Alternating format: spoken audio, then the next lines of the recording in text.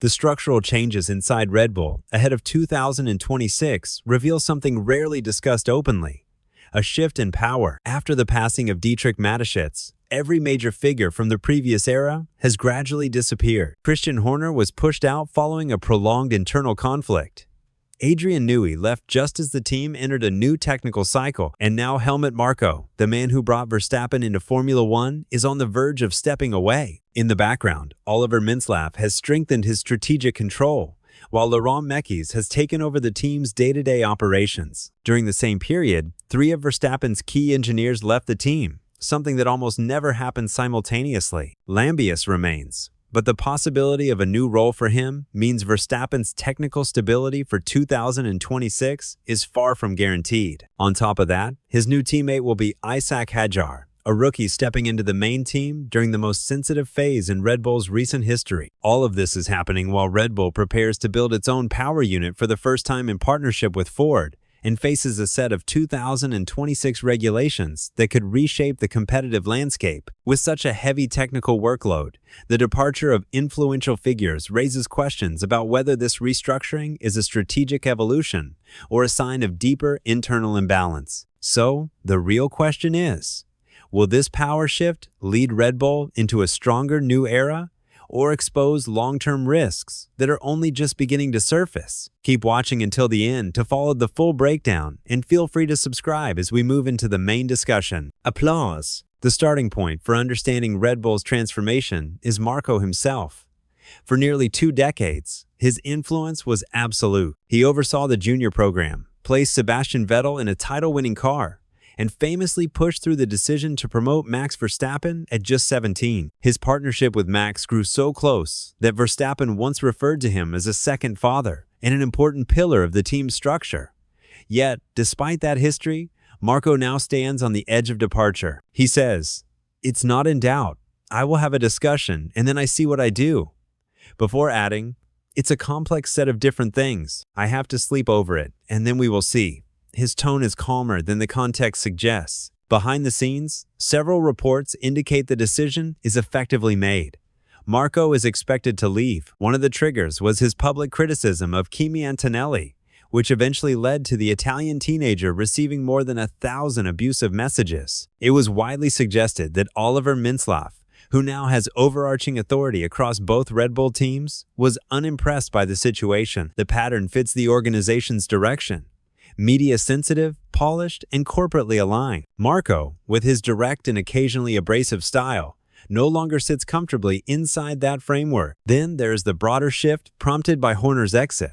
The internal power struggle that began in 2024 created scars that carried into the following season. Even though Horner stayed in position for some time after the allegations against him were dismissed, the fracture within the organization was real.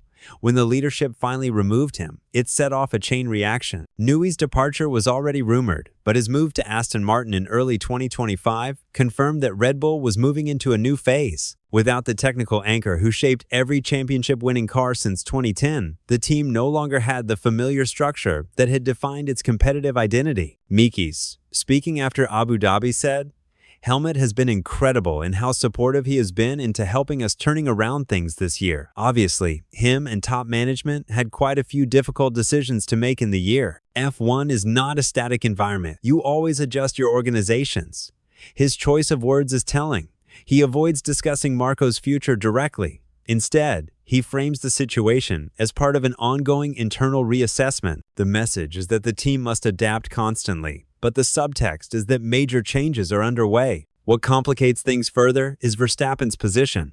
Even with a contract until 2028, the Dutchman has been consistently clear: performance is the only factor that matters. Marko in 2024 was one of the few who defended Verstappen openly during internal conflicts, and Verstappen has returned that loyalty. When there were rumors that Marko could be suspended, Verstappen said, "If Helmut goes, that would not be good for my future." That statement established a clear link between Marko's presence and Verstappen's stability within the team.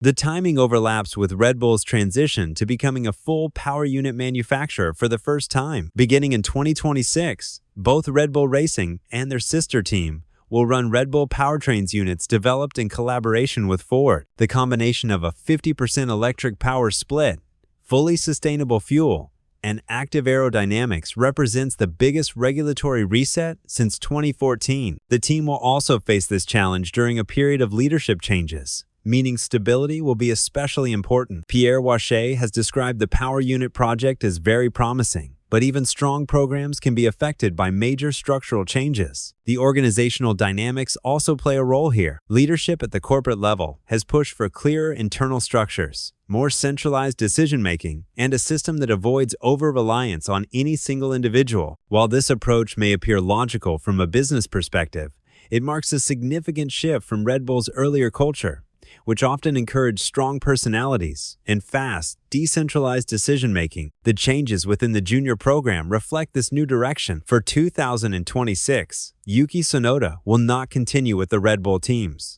while Liam Lawson remains in the system and Arvid Lindblad is promoted at just 18 years old. These decisions fit a more structured, long-term planning model that emphasizes developing young drivers within a clearly defined framework. The question is whether this shift is intentional, whether Red Bull is moving away from its earlier personality-driven culture in order to create a more resilient and standardized organization. There is logic behind this idea.